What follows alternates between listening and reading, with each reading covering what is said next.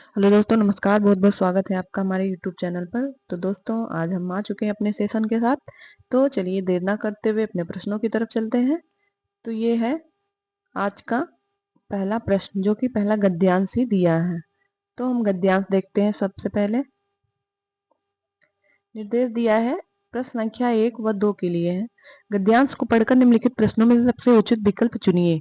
राजनीतिक बहसों की गर्मी में हमें जो भी कहें, अपने राष्ट्रीय अभिमान की अभिव्यक्ति में हम जितना भी जोर से चीखें, सक्रिय राष्ट्रीय सेवा के प्रति हम अत्यंत ही उदासीन रहते हैं, क्योंकि हमारा देश प्रकाश से हीन है। मानव स्वभाव में निहित कंजूसी के कारण जिन्हें हमने नीचा रख छोड़ा है, उसके प्रति अन्याय से हम बच नहीं सकते। समय समय पर उनके नाम पर हम पैसा इकट्ठा करते हैं, लेकिन उनके हिस्से में शब्द ही आते हैं। पैसा तो अंततः हमारी पार्टी के ही लोगों के पास पहुंचता है। संक्षेप में, जिनके पास बुद्धि, शिक्षा, समृद्धि और सम्मान है, हमारे देश की उस अत्यंत छोटे हिस्से 5% और आबादी के अन्य 95% के बीच की दूरी समुद्र से भी अधिक चौड़ी है। तो इसमें प्रश्न भी पूछ रहा है, किस शब्द में स्वर रहित पंचम वर्ण के स्थान पर अनुसार का प्रयोग किया जा सकता है? तो इसमें ऑप्शन नंबर बी सही है। ऑप्शन नंबर बी, अत्यंत। शब्द अत्यंत में अनुसार का प्रयोग करने पर अत्यंत का रूप इस तरह द्रष्टव्य होगा। चलिए सेकंड प्रश्न पर चलते हैं। गद्यांश के आधार पर कहा जा सकता है कि संसाधनों का बंटवारा समान रूप से है। ऑप्शन नंबर बी, संसाधनों का असंतुलित बंटवारा वर्ग भेद की खाई को बढ़ाता है। ऑप्शन नंबर सी कह रहा है केवल 5% आबादी के पास ही बुद्धि है। ऑप्शन नंबर डी कह रहा है 95% आबादी समुद्र के किनारे रहती है। तो ऑप्शन नंबर डी, ऐसा कुछ भी नहीं है। केवल 5% आबादी के पास ही बुद्धि है, ऐसा भी नहीं है। इसमें ऑप्शन नंबर बी सही है। संसाधनों का संतुलित बंटवारा वर्ग भेद की खाई को बढ़ाता है। तो चलिए चलते हैं थर्ड प्रश्न पर। थर्ड प्रश्न में क्या पूछ रहा है, निम्नलिखित में से किस विकल्प में सभी शुद्ध हैं? शुद्ध पूछ रहा है। तो इसमें आपको कौन सा शब्द इसमें शुद्ध है ये बताना है। ऑप्शन नंबर ए, श्रृंगार सृष्टि। बी, नक्षत्र संतुष्ट। और सी, अभीष्ट सुशोभित। डी, श्रेष्ठ दीक्षा। तो इसमें जो है ये गलत है। श्रृंगार गलत है, सृष्टि भी गलत है। श्रृंगार ऐसे लिखा जाएगा, सृष्टि, नक्षत्र संतुष्ट संतुष्ट तो सही है। अभीष्ट और सुशोभित इसमें सही है। ऑप्शन नंबर डी, श्रेष्ठ भी, श्रेष्ठ तो सही है, परंतु दीक्षा जो है ऐसे लिखा जाएगा। तो इसमें ऑप्शन नंबर सी सही है। ऑप्शन नंबर सी, अभीष्ट और सुशोभित। वर्णों के उस समूह को जिससे कोई निश्चित अर्थ निकलता हो, जिससे कोई निश्चित अर्थ निकलता हो, कहा जाता है। ऑप्शन नंबर ए शब्द, बी वर्ण, सी वर्ण समूह, डी वक्तव्य। तो वर्णों के उस समूह को हम शब्द कहते हैं, जिससे कोई अर्थ समझ में आता हो, उसे हम क्या कहते हैं? शब्द कहते हैं। इसकी परिभाषा देखते हैं। वर्णों के सार्थक समूह को शब्द कहते हैं। भाषा की सबसे छोटी इकाई को वर्ण या ध्वनि कहते हैं। भाषा की सबसे छोटी इकाई को हम क्या कहते हैं? वर्ण या ध्वनि। वर्णमाला के सभी वर्णों को सामूहिक रूप से वर्ण समूह कहते हैं, तथा किसी विषय को स्पष्ट करने के लिए कही गई बात वक्तव्य के अंतर्गत आती है। तो इसे हम शब्द कहते हैं। ऑप्शन नंबर ए सही है इसमें। अब पांचवा प्रश्न देखते हैं। अंगा का उच्चारण स्थान होता है। ऑप्शन नंबर ए नासिक, बी कंठोष्ठ, सी मूर्धन्य, डी कंठ तालव्य। तो सभी जानते हैं कि अंगा का उच्चारण स्थान कहाँ से होता है? नासिक के द्वारा। नासिक ये पंचमाक्षर के अंतर्गत आते हैं। अंगा, य, ड़, न और म, ये पंचमाक्षर जो है ये नासिकी के अंतर्गत आते हैं। नासिक व्यंजन के उच्चारण में श्वास वायु नाक से होकर निकलती है, जिसमें ध्वनि का नासिकीकरण होता है। नासिक व्यंजन जो है अंगा, य, ड़, न, म है। ये 5 वर्ड जो है ये नासिक व्यंजन कहलाते हैं। चलिए नेक्स्ट प्रश्न पर चलते हैं। किस शब्द में री स्वर नहीं है? ऑप्शन नंबर ए कृपा, बी कृष्ण, सी दृष्टि और डी रिवाज। तो कृपा में भी री है, कृष्ण में भी है, दृष्टि में है, परंतु रिवाज में नहीं है। तो ये ऑप्शन नंबर डी इसमें सही है। Option number D. और इसका वर्ण विच्छेद एक करके बताते हैं इसे। कृपा, क में अ है तो अ, फिर री, फिर प, फिर प में आ है, आ बड़ा आ है। तो ये जो है वर्ण विच्छेद ऐसे किया जाता है। चलिए नेक्स्ट प्रश्न पर चलते हैं। तो इसमें जो है ऑप्शन नंबर डी है, ऑप्शन नंबर डी। चलिए नेक्स्ट प्रश्न पर, शुद्ध वाक्य का चयन करना है। माता पिता की शुश्रूषा करनी चाहिए। बी, तूफान उगने का संदेह है। ऑप्शन नंबर सी कह रहा है अनेक निरपराधी दंड के भागी हुए हैं। ऑप्शन नंबर डी कह रहा है इसके एकमात्र दो कारण हो सकते हैं। तो इसमें कौन सा शुद्ध है? शुद्ध विकल्प का चयन करना है। तो इसमें कह रहा है माता पिता की शुश्रूषा करनी चाहिए, नहीं, यहाँ जो है सेवा होनी चाहिए। माता पिता की क्या करनी चाहिए? सेवा करनी चाहिए। अब बी में कह रहा है तूफान उगने का संदेह है, ये भी गलत है, तूफान आने का संदेह है, तूफान आने का संदेह है। अनेक निरपराधी दंड के भागी हुए हैं, ये सही है, ऑप्शन नंबर सी। इसके एकमात्र दो कारण हो सकते हैं, तो इसमें ये भी गलत है, इसके एकमात्र कारण हो सकते हैं, ये सही होना चाहिए, दो नहीं आना चाहिए, तो ये भी गलत है। तो ऑप्शन नंबर सी सही है, ऑप्शन नंबर सी सही है। विकल्प सी में निरपराधी के पूर्व अनेक शब्द का प्रयोग वचन की दृष्टि से सही है। दिए गए विकल्पों में अनेक जो है ये संख्यावाचक विशेषण का प्रयोग निरपराधी से पूर्व वचन दृष्टि से सही। अन्य वाक्यों की अशुद्धियां क्रमशः इस प्रकार से हैं, जैसे माता पिता की शुश्रूषा करनी चाहिए, शब्द चयन संबंधी सेवा होनी चाहिए, तूफान उगने का संदेह है, यहाँ आने आने शब्द चयन संबंधी, ये सही होना चाहिए। इसके एकमात्र दो कारण हो सकते हैं, इसमें जो है दो अधिक पदत्व संबंधी है, तो इसलिए जो है यह भी ऑप्शन गलत था। चलिए 8 नंबर प्रश्न पे चलते हैं।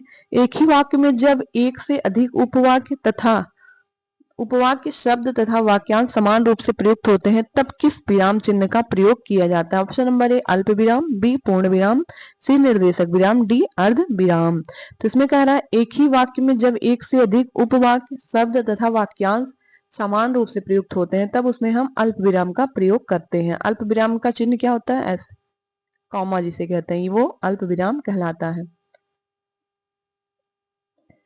दिया है एक ही वाक्य में जब एक से अधिक उपवाक्य शब्द तथा वाक्यांश समान रूप से प्रयुक्त होते तब अल्प विराम का प्रयोग करते हैं। अल्प विराम का प्रयोग कई प्रकार से किया जाता है, जैसे हाँ और नहीं के बाद, जैसे हाँ देखो यहाँ पे किया गया है, पत्र में, अभिवादन और समापन में, जैसे भवदीय में किया गया है, तो ये सब जो है अल्प विराम के चिन्ह हैं। चलिए नेक्स्ट प्रश्न पर चलते हैं।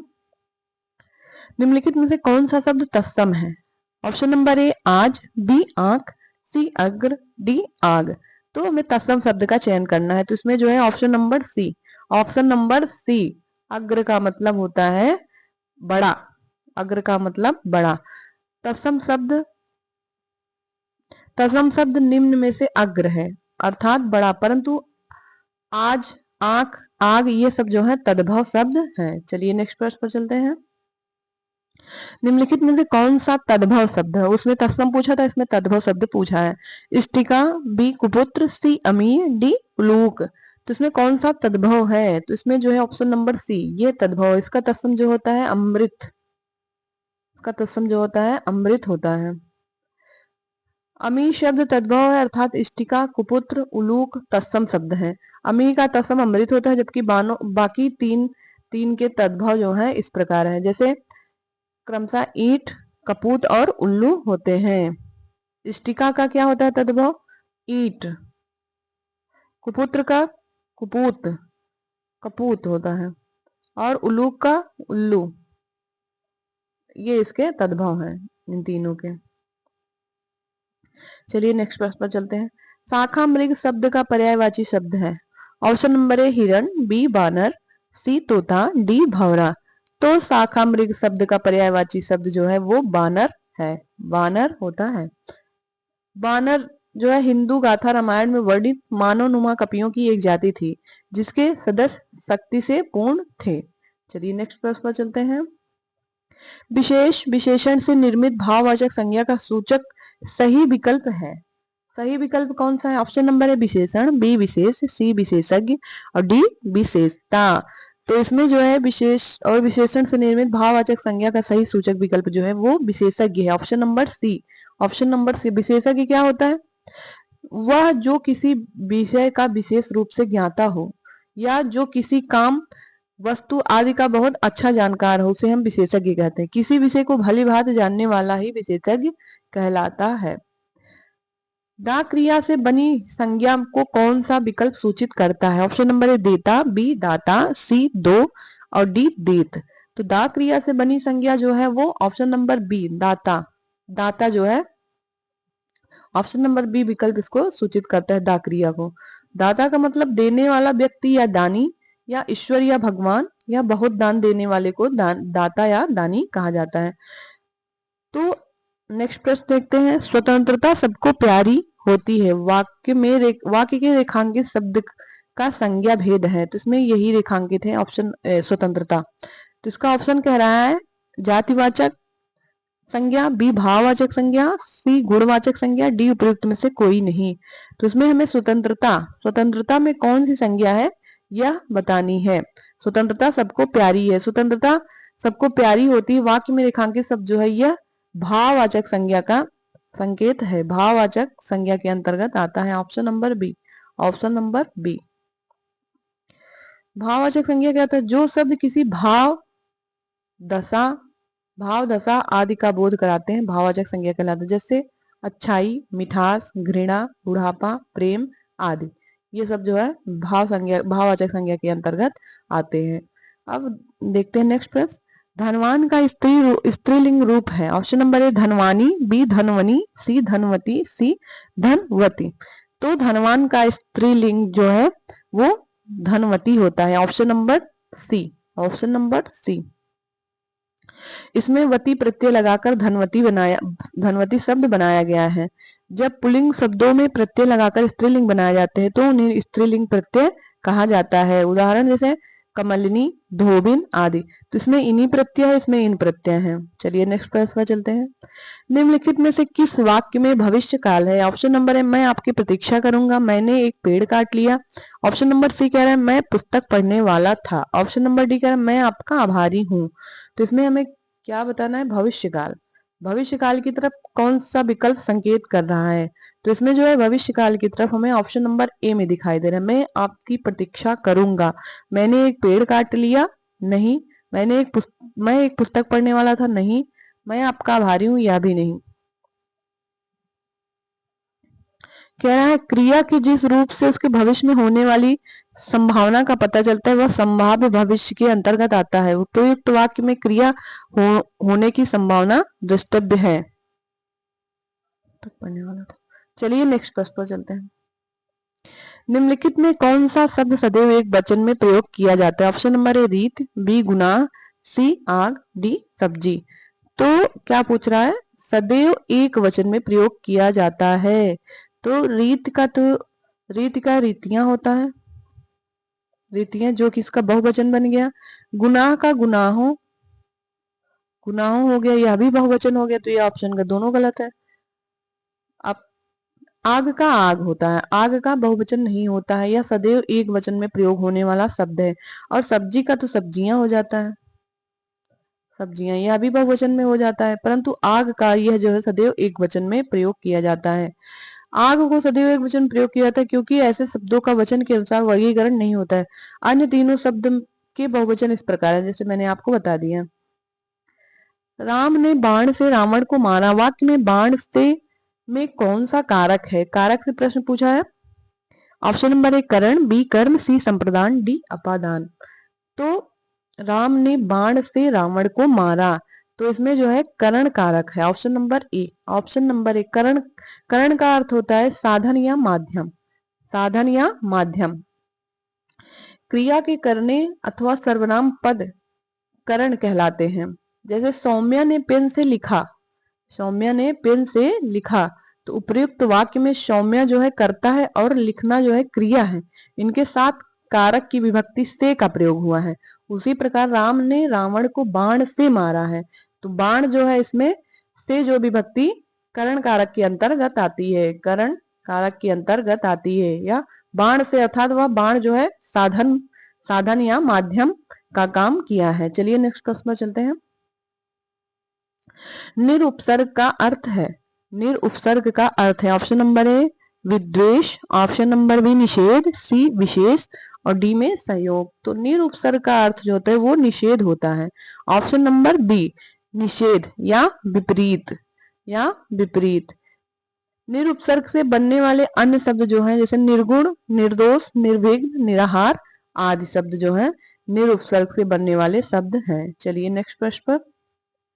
हाथ कंगन को आरसी क्या? तो ऑप्शन नंबर ए कह रहा है जो सुंदर हो उसे परखने की जरूरत नहीं। ऑप्शन नंबर बी कह रहा है प्रत्यक्ष को प्रमाण की आवश्यकता नहीं। ऑप्शन नंबर सी कह रहा है जिस स्त्री को हाथ के कंगन मिल जाए उसे और क्या चाहिए। ऑप्शन नंबर डी कह रहा है इसमें से कोई नहीं। तो हाथ कंगन को आरसी क्या, पढ़े लिखे को फारसी क्या। तो इसमें ऑप्शन नंबर बी है प्रत्यक्ष को प्रमाण की आवश्यकता नहीं है, प्रत्यक्ष को प्रमाण की आवश्यकता नहीं है। ऑप्शन नंबर बी सही है। इसका व्याख्या देख लेते हैं। इसका अर्थ है प्रत्यक्ष को प्रमाण की आवश्यकता नहीं। वाक्य प्रयोग, अगर तुमने चोरी नहीं की तो डरते क्यों हो, क्योंकि हाथ कंगन को आरसी क्या, पढ़े लिखे को फारसी क्या। चलिए नेक्स्ट प्रश्न पर चलते हैं।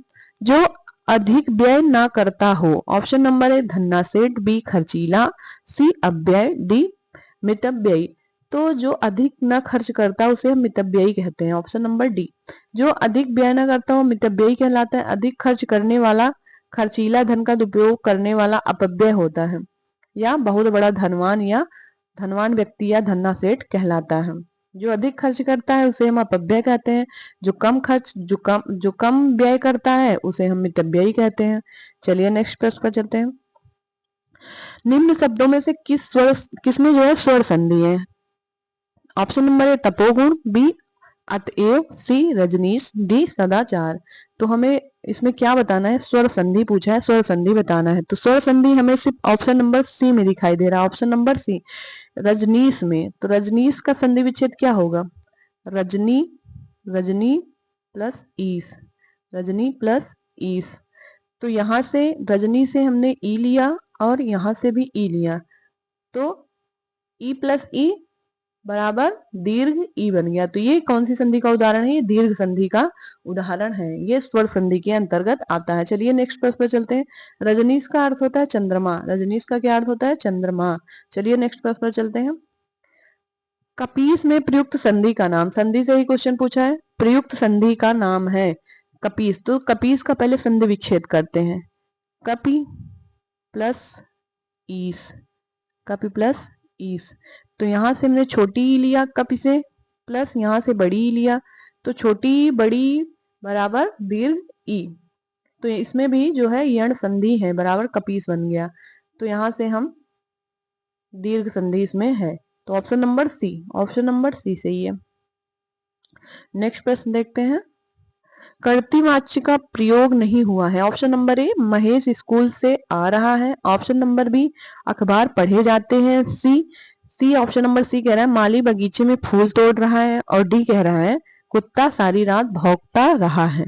तो हमें इसमें क्या बताना है, इसमें कर्तृवाच्य का प्रयोग किस विकल्प में नहीं हुआ ये बताना है।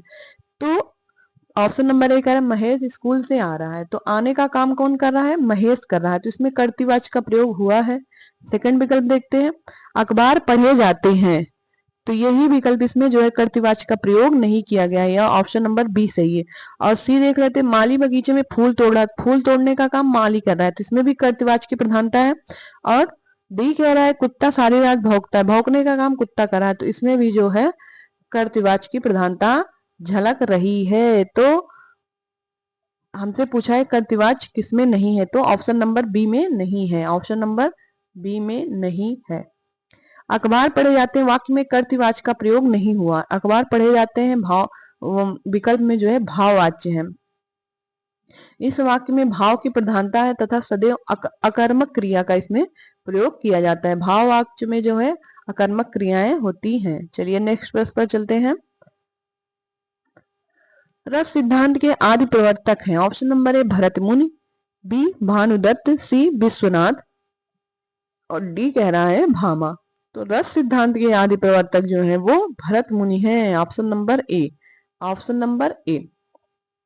महत्वपूर्ण तथ्य देखते हैं। रस सिद्धांत के आदि प्रवर्तक आचार्य भरत मुनि हैं। रस सिद्धांत के आदि प्रवर्तक आचार्य भरत मुनि को माना गया है।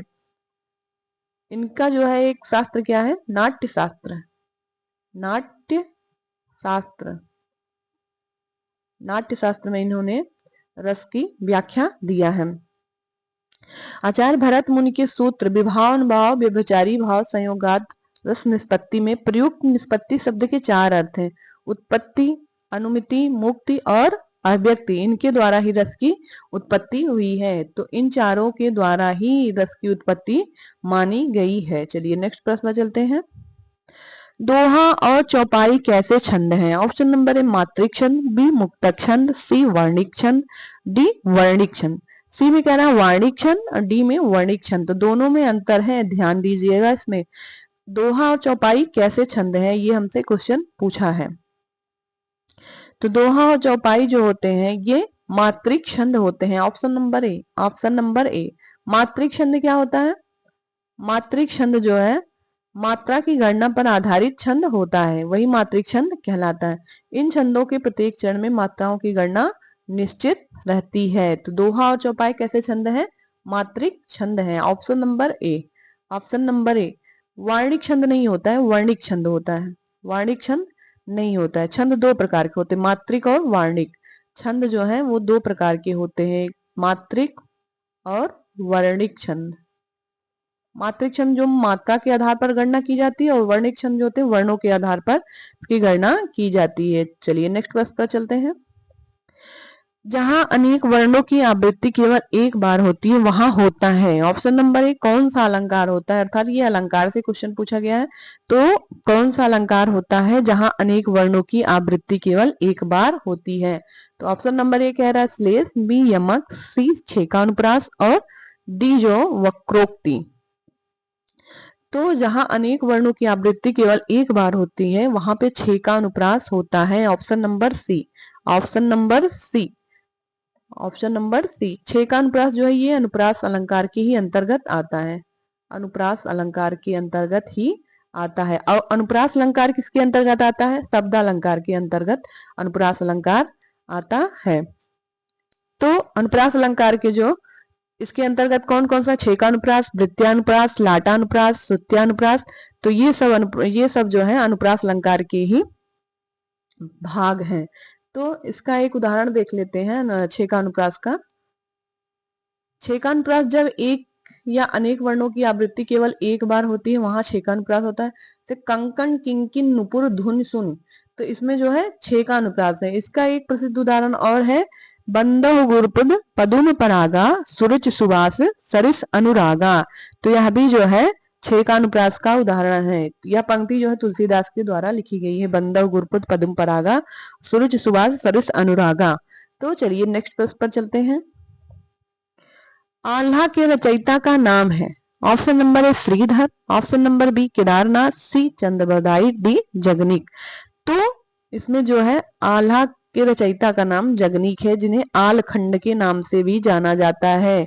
आल्हा को आलखंड भी कहा जाता है। जगनीक परमाल रासो आदिकालीन हिंदी साहित्य का प्रसिद्ध वीर गाथात्मक रासो काव्य है। परमाल रासो जो है वो आदिकालीन का ये वीर गाथात्मक रासो काव्य है। वर्तमान समय में इसका केवल आल्हा खंड ही उपलब्ध है। वर्तमान समय इसका क्या उपलब्ध है? आल्हा खंड ही सिर्फ उपलब्ध है, जो वीर गाथात्मक लोक गाथा के रूप में उत्तर भारत में बहुत ही बेहद लोकप्रिय रहा है। उत्तर भारत में बेहद ही लोकप्रिय रहा है। इसके रचयिता कौन है? जगनीक है। जगनीक वे कलिंजर तथा महोबा के शासक परमाल या परमर देव के दरबारी कवि थे। कौन? जगनीक। ये जो है कलिंजर या महोबा के शासक जो परमाल परमर देव थे, इनके दरबारी कवि थे। आल्हा खंड में महोबा के 2 प्रसिद्ध वीरों आल्हा और उदल के वीर चरित्र का विस्तृत वर्णन इसमें किया गया है आल्हा खंड में। तो ये थे, इसमें जो है आलखंड के रचयिता का नाम जगनीक ही है। तो चलिए नेक्स्ट प्रश्न पर चलते हैं। अब यहाँ से 2 प्रश्न 29 और 30 के लिए भी निर्देश दिया गया है। देखते हैं निर्देश में क्या है। नीचे दिए गए प्रश्नों के लिए सबसे उचित विकल्प का चयन कीजिए। 29 नंबर प्रश्न कह रहा है प्राथमिक स्तर पर पढ़ना सीखने में सबसे कम महत्वपूर्ण है। ऐसा कौन सा विकल्प इसमें है जो सबसे कम महत्वपूर्ण है प्राथमिक स्तर पर पढ़ने या सीखने में? तो ऑप्शन नंबर ए है संदर्भानुसार अर्थ, बी कह रहा है अक्षरों की पहचान, सी कह रहा है पढ़ने का उद्देश्य और डी अनुमान लगाना। तो इसमें जो है ऑप्शन नंबर सी पढ़ने का उद्देश्य ये सबसे कम महत्वपूर्ण है, सबसे कम महत्वपूर्ण है। प्राथमिक स्तर पर पढ़ना सीखने में सबसे कम महत्वपूर्ण जो है पढ़ने का उद्देश्य है। Option number C, option number C. चलिए नेक्स्ट प्रश्न पर चलते हैं। भाषा अर्जन क्षमता किसके साथ संबंधित है? Option number A Noam Chomsky, B Skinner, D कह रहा है ब्रूनर और सी कह रहा है ब्रूनर और डी कह रहा है पियाजे। तो भाषा अर्जन क्षमता जो है ये मनोवैज्ञानिक है नॉम चॉम्स्की, इनके साथ संबंधित है। नॉम चॉम्स्की, नॉम चॉम्स्की मनोवैज्ञानिक है ये। तो भाषा अर्जन क्षमता जो है इनके साथ संबंधित है। तो ये थे आज के टॉप 30 महत्वपूर्ण प्रश्न जो एग्जाम में ही बहुत ही आने की संभावना है इन सब प्रश्नों की। तो यदि आपको वीडियो अच्छा लग रहा है तो लाइक करें, कमेंट बॉक्स में प्यारा सा कमेंट करें, चैनल को सब्सक्राइब करें और वीडियो को एंड तक देखें और अपने दोस्तों को शेयर भी करें। तो हम मिलते हैं तब तक अपने वीडियो में, अगले वीडियो में। तब तक के लिए बहुत बहुत धन्यवाद आप सभी का।